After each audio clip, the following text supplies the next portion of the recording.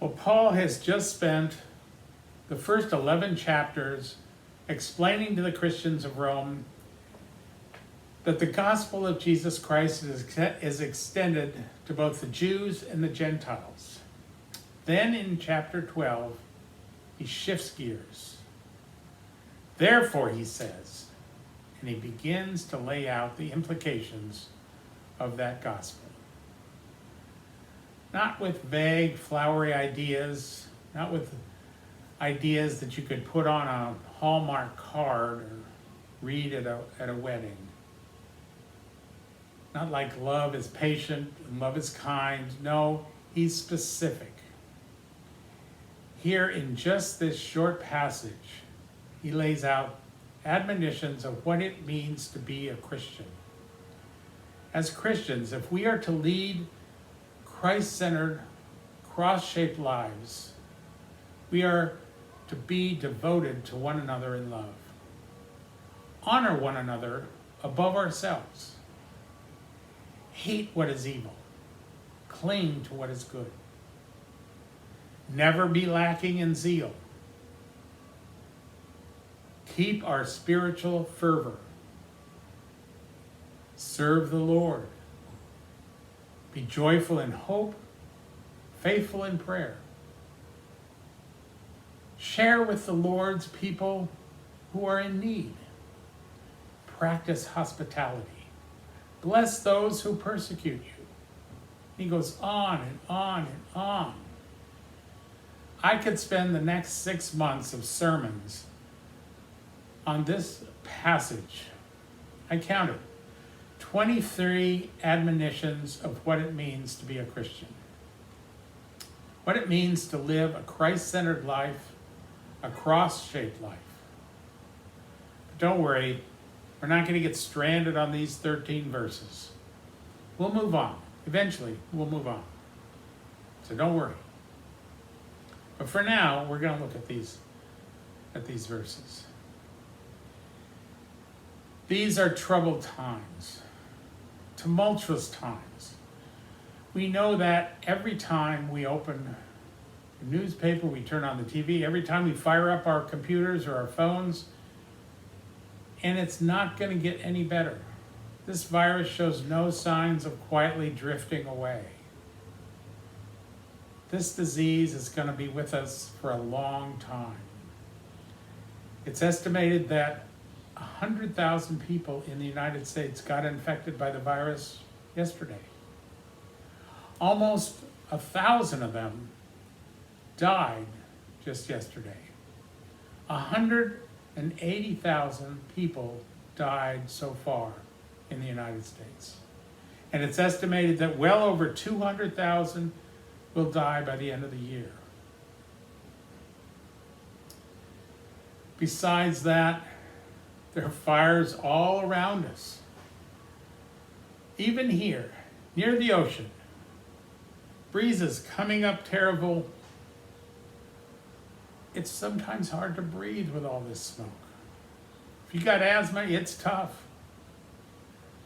And with all this, we've got political turmoil all around us. People are getting killed in the streets. And there is no lack of who is to blame. Police are to blame, protesters are to blame, the president is to blame, Democrats are to blame, the right is to blame, the left is to blame.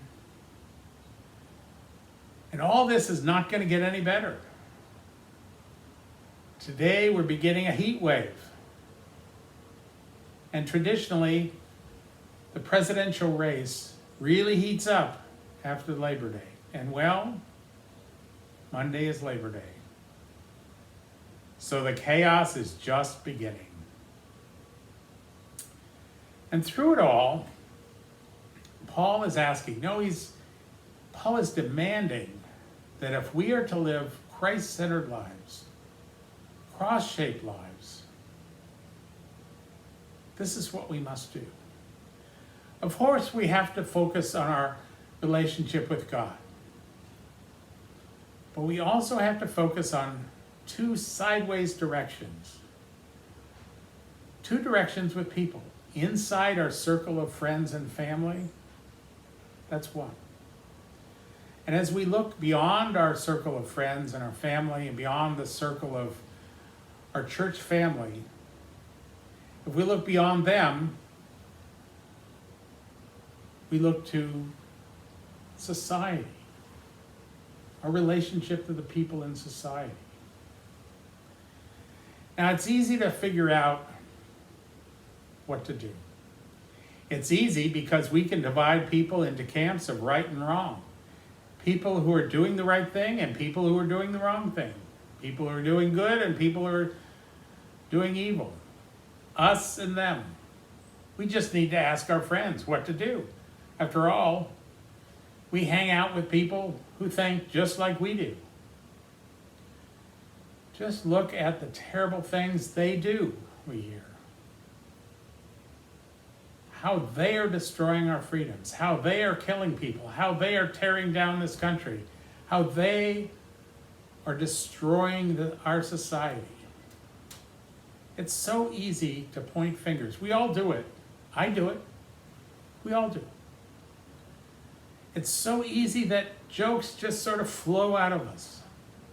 If you're on the left, your email box is full of Trump jokes. And if you're on the right, your email box is full of jokes about those crazy protesters. It's so easy to laugh at them. I do it. We all do.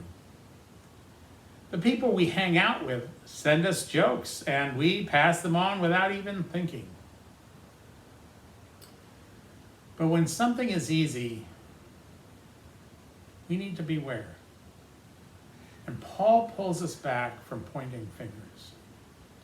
Paul pulls us back from making fun of people who are so wrong they don't even know how wrong they are. They're so wrong, it's funny and we can laugh at them. Paul pulls us back from that. Paul challenges us to live a cross-shaped life. By that he means me and God, and he means me and others. That's what he means by a cross-shaped life. And in some ways, the me and God part is kind of easy for, at least for me, because God doesn't speak in plain English, at least to me. I don't hear a deep voice from the cloud saying, now, Jim, this is what you need to do. Or you need to do that or this, but not this. I don't hear that. So we're kind of on our own. And the results of what we do don't come along for a while. But the sideways cross, well, I have to face people every day. Even sheltered in place, I have to face people. People email me, text me, I text them, I email them, I call people, they call me. I run into people when I shop, I run into people when I walk for exercise. In last week's scripture, Paul warned us, do not be conformed to this world.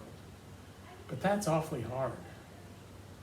Because we're surrounded by people who think just like we do.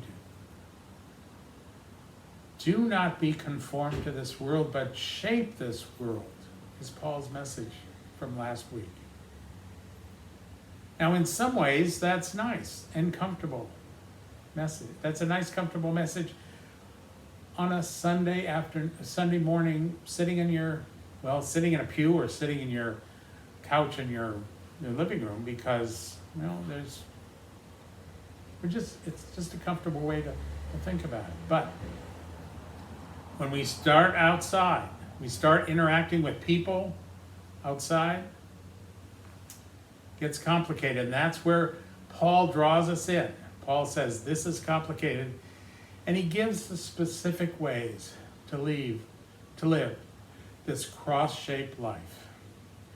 Bless those who persecute you. Whoa, that's a tough one. Bless and do not curse those people. Live at peace with everyone.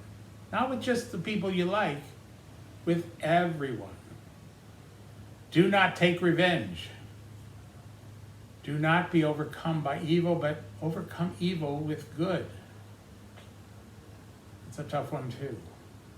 The Christian community of Paul's time was an outlier. In some places, it was an outlaw community. People like Stephen were executed for being a Christian. Paul himself stood up for being a Christian, and it got him killed. Jesus stood up to those in power, and it got him killed. But Jesus and Paul, they didn't stand up for people who agreed with them, people that hung out with them, their followers.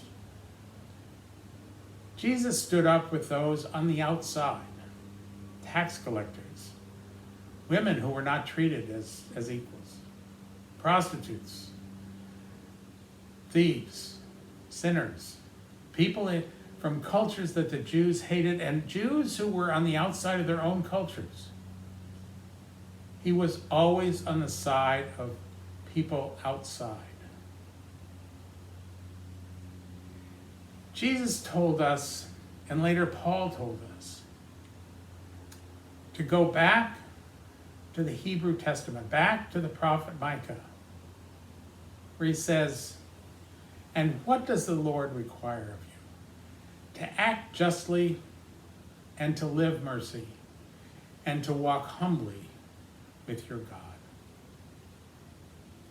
Now, Micah is not talking about standing up for everyone who is just like me, just like you, just like us. He's talking about standing up for people on the outside, people who are alone, people who are ridiculed for their beliefs, even if we don't agree with their beliefs. Not that we have to bend to their beliefs, not we have to change our beliefs to theirs, but we have to stand with them. We have to stand with them when they're being ridiculed. And today, Paul might say, pay attention to the charge that we often say at the end of our service. The charge we will say together at the end of the service today. As we speak it together, let's listen very closely to that charge.